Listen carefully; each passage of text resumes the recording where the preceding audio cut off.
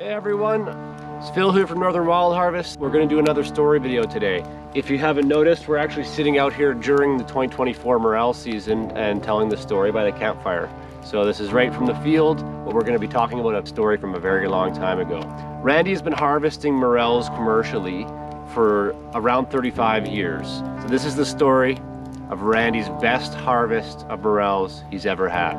I've been picking mushrooms for a long time. Been picking Morels since very, very young, because we picked them as a family when I was young. I didn't know that they had a commercial value if you could find them in mass. They are elusive, but like most things you do and you learn your stuff, you start having better results. So I'd spent a couple of previous springs in Oregon and Northern California picking Morels before the BC season would start, and made friends. Over the course of those 2 years, we talked about going north to the Yukon because my friend Sean had mentioned that there was really good Morels there. He had seen while prospecting. He's a gold prospector, but he's also a mushroom picker. He's a really good Morel picker. We were picking other mushrooms in other places together. None of us had gone to the Yukon to pick. Sean hadn't done a harvest yet in the Yukon either. He'd seen them while prospecting, yeah. So this is the story of the best patch that I ever picked. We were sitting around at the latter part of the matsutake season, pine mushroom season, the prior fall. And my one friend from Oregon, he actually had come up to BC and got all the permits. He did it all legally, and so he was buying and selling his own matsutake. So we were sitting around and we decided that's how we were gonna, so that was hatched. We had talked about it a number of times, but we actually all agreed that we were gonna go. In the spring of 1990, we headed north with a whole caravan of us. Trailers and trucks and vans and a number of vans. And in those days, there wasn't a lot of resources to plan and get ready. Some of us met in Vancouver, actually. Some of us met at Herbie's Burger in Cache Creek. One joined us in Prince George, the journey north. We fought our way north. We come up, sillily, instead of coming up the Alaska Highway, we come up the Cassiar, which was like snowy and cold, and it would have been better to go the long way around and come up the Alaska Highway. And you go through those big mountains and it's all snowy, and there's still 8-foot snowbanks on the side of the road. What were you driving at the time?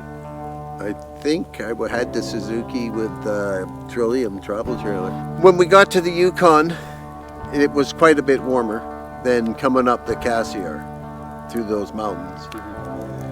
And then we get to Whitehorse. We said, well, we'll gear up because we're going north and we don't know what supplies are going to be like. So we, Walmart, all of the stuff.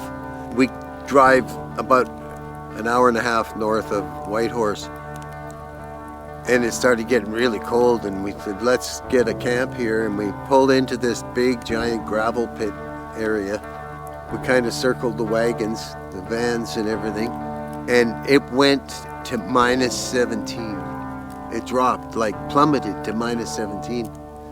So we were 4 days, I think it was 4 days, we sat there all huddled. Because Dennis's trailer had a furnace, so we decided, okay, going north, here we go. Now, and you gotta remember, we haven't been in the Yukon before.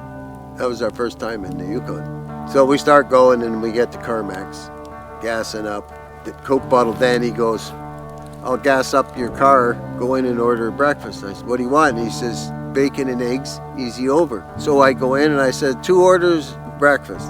1 easy over and 1 sunny side up. The guy brings the order. 1 egg is easy over, the other egg is sunny side up on one plate. He's probably going, dumbass southerner. 1 egg one way, 1 egg the other way. So then we, north of Carmax, about 2 hours, we finally hit the burn we were heading to at Gravel Lake. Along the Klondike Highway, they dug out these little gravel pits, but it's just so that they could make the road. We were all able to get in there, and we built dryers, and we had made an awesome camp, made trails. So yeah, we made this big greenhouse. Then we didn't know very much about drying mushrooms. This is like a while ago. And so I said, well, greenhouse, that's probably the safest. So I made this big giant greenhouse that was like 25, 30 feet long and 15 feet wide. And we scouted every corner of that fire and where the best patches and where we wanted. And all of a sudden one day, I think it was May 23rd, which miraculously tends to be 23rd to 25th when we first see baby morels in the Yukon. Those dates will come up more than any other over the years. And then a lot of the babies are in the tracks from our ATV, and our footprints. There was days we had good days. We found a spot on the far end of the fire, but it was really hard to get over there. And then there was a big long walk because there was a muskegee area you had to kind of work your way through, to the north. But when we got over there, there was some good patches, but there was also a big bear over there, so it was a little sketchy. We had a nice draw there, and we did actually do well there, but it wasn't enough to keep us going. Yeah, overall, it was slow. We hadn't been to Dawson City before. It's the first time there. Yeah. We go up to Dawson. It's quite the adventure. I really recommend people put Dawson City on your bucket list because it's a hoot if you go to the bars and you go to the Can Girls, you go to the casino, whatever. It's a gold rush mining town that they've kept like a gold rush mining town. We knew there was some fires up on the top of the world highway that goes from Dawson City over into Alaska. Away we go, we cross the ferry, we go up there, we go to the far one first. There was a friend's van and he's like parked, and we look and there's babies everywhere where he's parked. Like it was loaded there. We came, we looked, and we went, there's gonna be 1 million people right here. There's like, no, it's right here. Can't hide it here.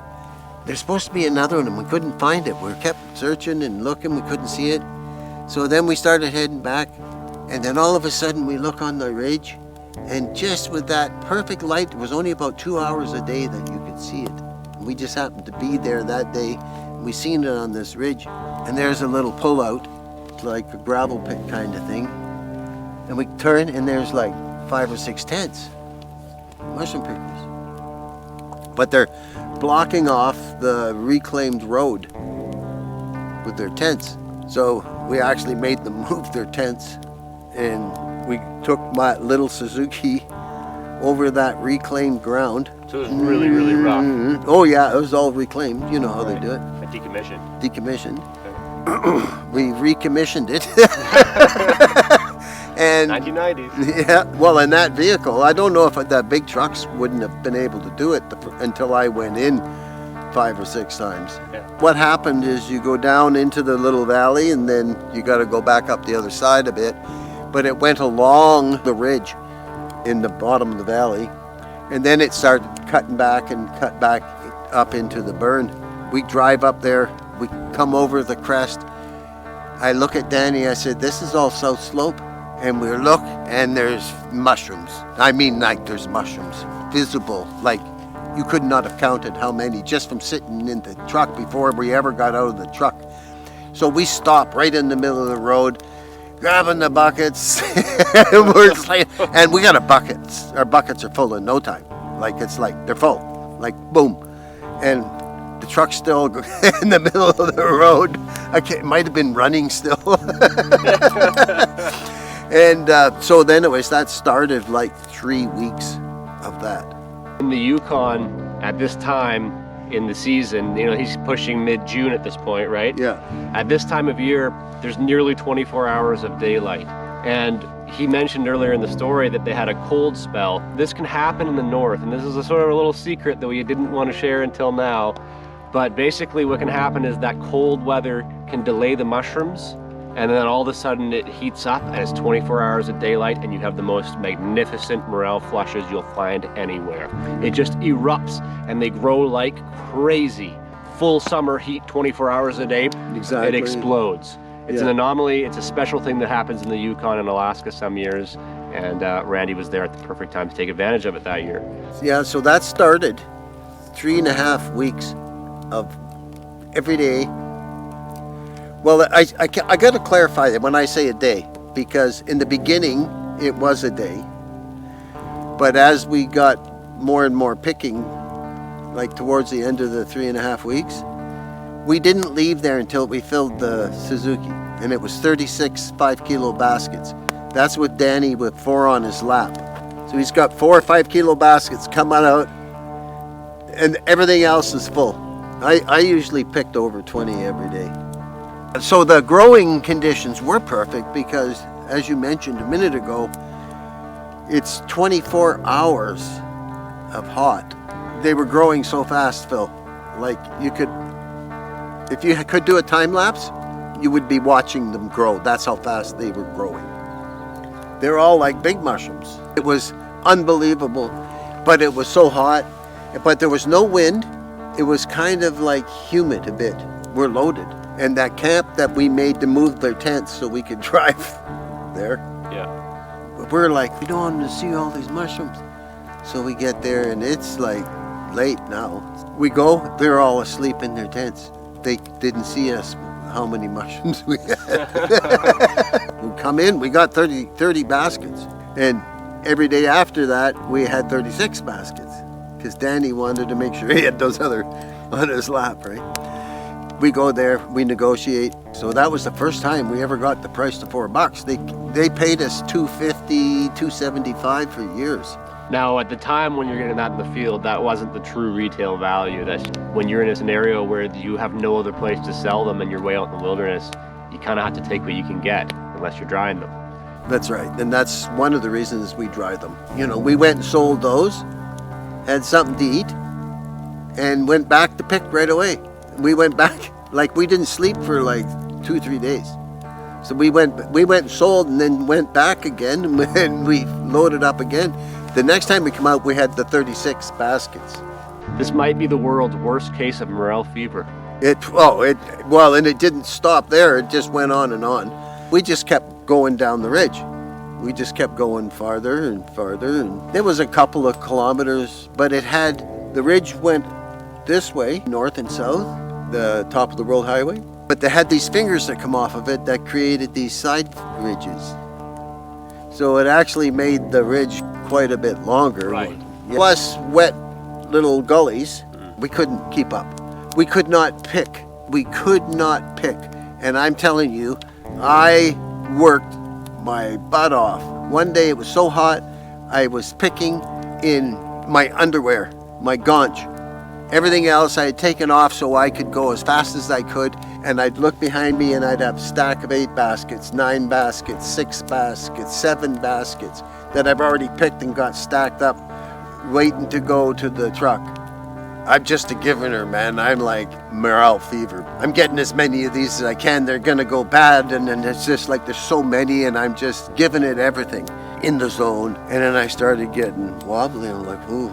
And the water left. Oh, I'm getting hot. Stand behind this little tree and it's like there's no shade and I'm trying to, this isn't gonna work, and I look and there's a green coffin of moss that didn't burn in the shape of a coffin. I go, oh, you're kidding me. And I kind of go over there, and it was a good thing, man, because I was in bad way. Yeah, dangerous. It was dangerous. And I go over there and I open the moss and it's all up. Permafrost and ice inside.